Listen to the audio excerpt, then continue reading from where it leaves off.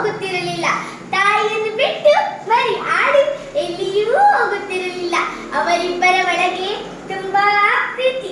ಒಂದು ದಿನ ಆಡಿನ ಮರಿಯು ಅಮ್ಮ ನಾನು ಅಜ್ಜಿ ಮನೆಗೆ ಹೋಗಲೇ, ಅಲ್ಲಿ ದೋಸೆ ಇದೆ, ಚುಕ್ಕುಲಿ ಇದೆ, ಕಡುಬು ಇದೆ, ವಡೆ ಇದೆ. ಅಮ್ಮ ನಾನು ಅಜ್ಜಿ ಮನೆಗೆ ಹೋಗಲೇ ಎಂದು ಕೇಳಿತು. ಆಗ ತಾಯಿ ಆಡು, ಮಗು ಆ ದಾರಿ ಕೆಟ್ಟದ್ದು, ಆದರೆ ಆ ದಾರಿಯಲ್ಲಿ ನೀನು ಹೆದರಬೇಡ, ಜೋಕೆ ಎಂದು ಹೇಳಿತು. ಮರಿಯಾಡು ಆಗಲಿ ಎಂದು ಅಜ್ಜಿ ಮನೆಗೆ ಹೊರಟಿತು. ಅದೇ ದಾರಿಯಲ್ಲಿ ನರಿ ಕುಳಿತಿತ್ತು. ನರಿಯು ಆಡಿನ ಮರಿಯನ್ನು ಕಂಡ ತಕ್ಷಣ ದಾರಿ ಅಡ್ಡ ಕಟ್ಟಿತು. ಆಡಿನ ಮರಿಯು ನರಿಯಣ್ಣ ನರಿಯಣ್ಣ, ನಾನು ಹೋಗುವಾಗ ನೀನು ಏಕೆ ದಾರಿಯನ್ನು ಅಡ್ಡ ಕಟ್ಟುತ್ತಿ ಎಂದು ಕೇಳಿತು. ಅದಕ್ಕೆ ನರಿಯು ತನ್ನ ಹಲ್ಲುಗಳನ್ನು ಕಡಕಡನೆ ಕಡಿಯುತ್ತಾ, ನಿನ್ನನ್ನು ಈಗಲೇ ನುಂಗಿ ಬಿಡುತ್ತೇನೆ ಎಂದು ಒದರಿತು. ಆ ಮಾತಿಗೆ ಆಡಿನ ಮರಿಯು ಹೆದರದೆ, ನರಿಯಣ್ಣ ನರಿಯಣ್ಣ, ನಾನು ಅಜ್ಜಿ ಮನೆಗೆ ಹೋಗುತ್ತಿದ್ದೇನೆ. ಅಜ್ಜಿ ಮನೆಗೆ ಹೋಗಿ ಕಡುಬು ತಿಂದು ಚೆನ್ನಾಗಿ ಬೆಳೆದು ಬರುತ್ತೇನೆ. ಆಮೇಲೆ ಬೇಕಾದರೆ ನೀನು ನನ್ನನ್ನು ತಿನ್ನಬಹುದು. ಈಗ ದಾರಿ ಬಿಡೋ ಎಂದು ಕೇಳಿತು. ಆಗ ನರಿಯು ಆಗಲಿ ಎಂದು ದಾರಿ ಬಿಟ್ಟಿತು. ಆಡಿನ ಮರಿಯು ಮುಂದಕ್ಕೆ ಸಾಗಿತು. ಅದೇ ದಾರಿಯಲ್ಲಿ ಹುಲಿ ಕುಳಿತಿತ್ತು. ಹುಲಿಯು ಆಡಿನ ಮರಿಯನ್ನು ಕಂಡ ತಕ್ಷಣ ದಾರಿ ಅಡ್ಡ ಕಟ್ಟಿತು. ಆಡಿನ ಮರಿಯು ಹುಲಿಯಣ್ಣ ಹುಲಿಯಣ್ಣ, ನಾನು ಹೋಗುವಾಗ ನೀನು ಏಕೆ ದಾರಿಯನ್ನು ಅಡ್ಡ ಕಟ್ಟುತ್ತಿ ಎಂದು ಕೇಳಿತು. ಅದಕ್ಕೆ ಹುಲಿಯು ತನ್ನ ಬಾಲವನ್ನು ಬೀಸುತ್ತಾ ಎಂದು ಗರ್ಜಿಸುತ್ತಾ, ನಿನ್ನನ್ನು ಈಗಲೇ ನುಂಗಿ ಬಿಡುತ್ತೇನೆ ಎಂದು ಒದರಿತು. ಆ ಮಾತಿಗೆ ಆಡಿನ ಮರಿಯು ಹೆದರದೆ, ಹುಲಿಯಣ್ಣ ಹುಲಿಯಣ್ಣ, ನಾನು ಅಜ್ಜಿ ಮನೆಗೆ ಹೋಗುತ್ತಿದ್ದೇನೆ. ಅಜ್ಜಿ ಮನೆಗೆ ಹೋಗಿ ಕಡುಬು ತಿಂದು ಚೆನ್ನಾಗಿ ಬೆಳೆದು ಬರುತ್ತೇನೆ. ಆಮೇಲೆ ಬೇಕಾದರೆ ನೀನು ನನ್ನನ್ನು ತಿನ್ನಬಹುದು. ಈಗ ದಾರಿ ಬಿಡೋ ಎಂದು ಕೇಳಿತು.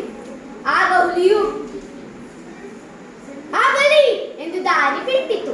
ಆಡಿನ ಮರಿಯು ಮುಂದಕ್ಕೆ ಸಾಗಿತು. ಅದೇ ದಾರಿಯಲ್ಲಿ ಸಿಂಹ ಕುಳಿತಿತ್ತು. ಸಿಂಹವು ಆಡಿನ ಮರಿಯನ್ನು ಕಂಡ ತಕ್ಷಣ ದಾರಿ ಅಡ್ಡ ಕಟ್ಟಿತು.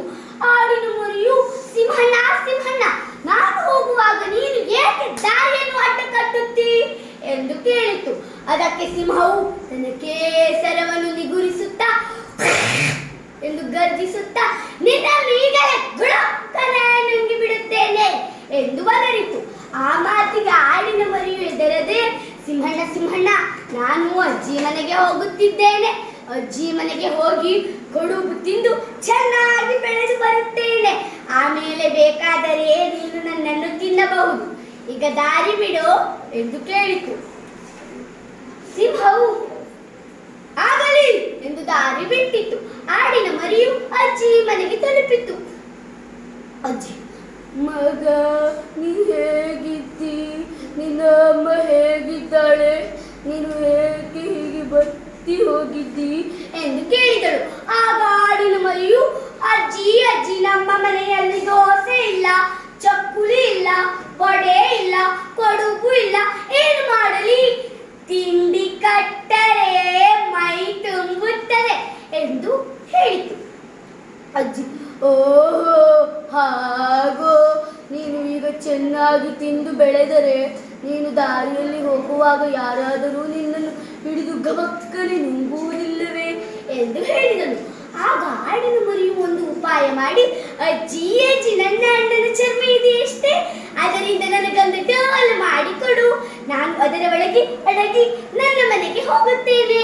ಆಗ ನನ್ನನ್ನು ಯಾರೂ ಹಿಡಿಯಲಾರರು, ನನ್ನನ್ನು ಯಾರೂ ನೋಡಲಾರರು ಎಂದು ಹೇಳಿತು.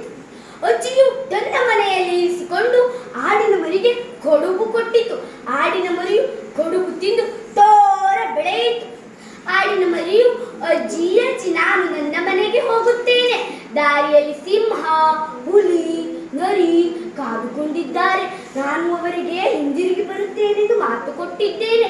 ಕೊಟ್ಟ ಮಾತನ್ನು ಮೀರಬಾರದು ಎಂದಾಗ ಆಡಿನ ಮರಿಯು ಅಜ್ಜಿ ಮಾಡಿಕೊಟ್ಟ ಡೋಲಿನ ಒಳಗೆ ಅಡಗಿ ತನ್ನ ಮನೆಗೆ ಹೋಯಿತು. ಅದೇ ದಾರಿಯಲ್ಲಿ ಸಿಂಹ ಕಾದುಕೊಂಡಿತ್ತು. ಸಿಂಹವು ಡೋಲನ್ನು ಕಂಡ ತಕ್ಷಣ, ನೀವು ಯಾರು ಎಂದು ಕೇಳಿತು. ಅದಕ್ಕೆ ಡೋಲಿನ ಒಳಗಿದ್ದ ಆಡಿನ ಮರಿಯು, ನಾನು ಗುಡುಗು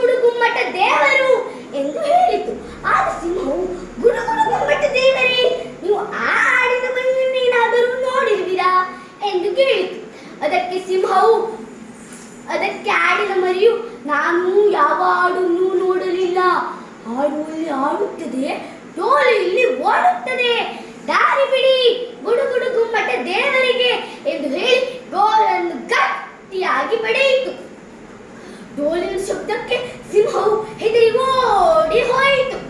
ಆಡಿನ ಮರಿಯು ಸಿಂಹಕ್ಕೆ ಹೇಳಿದ ರೀತಿಯಲ್ಲಿ ಹುಲಿಗೂ ಹೇಳಿ ಮುಂದೆ ಹೋಯಿತು. ಅದೇ ದಾರಿಯಲ್ಲಿ ನರಿ ಕುಳಿತಿತ್ತು. ನರಿಯು ಆಡಿನ ಮರಿಯನ್ನು ಕಂಡ ತಕ್ಷಣ ನೀನು ಯಾರು ಎಂದು ಕೇಳಿತು. ಅದಕ್ಕೆ ಡೋಲಿನ ಬೆಳಗಿದ್ದ ಆಡಿನ ಮರಿಯು ನಾನು ಗುಡುಗುಡು ಗುಮ್ಮಟ ದೇವರು ಎಂದು ಹೇಳಿತು.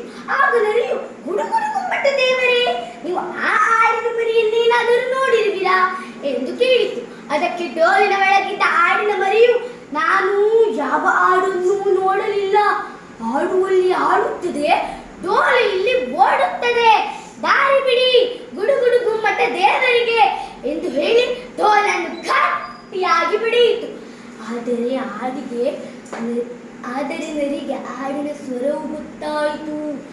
ಆಡು ಮಾತನಾಡುತ್ತದೆ, ಆದರೆ ಡೋಲು ಮಾತನಾಡುವುದಿಲ್ಲ. ಇದರ ಒಳಗೆ ಆಡೇ ಇರಬಹುದು ಎಂದು ಅಂದುಕೊಂಡಿತ್ತು.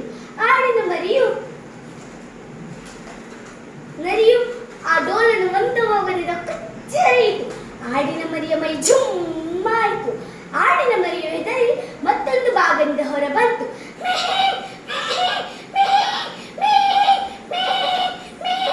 ಎಂದು ಅರಚಿತು. ಆಡಿನ ತಾಯಿಯು ಮನೆಯ ಒಳಗೆ ಓಡಿ ಬಂದಳು. ಮರಿಯು ಆಡಿನ ತಾಯಿಯನ್ನು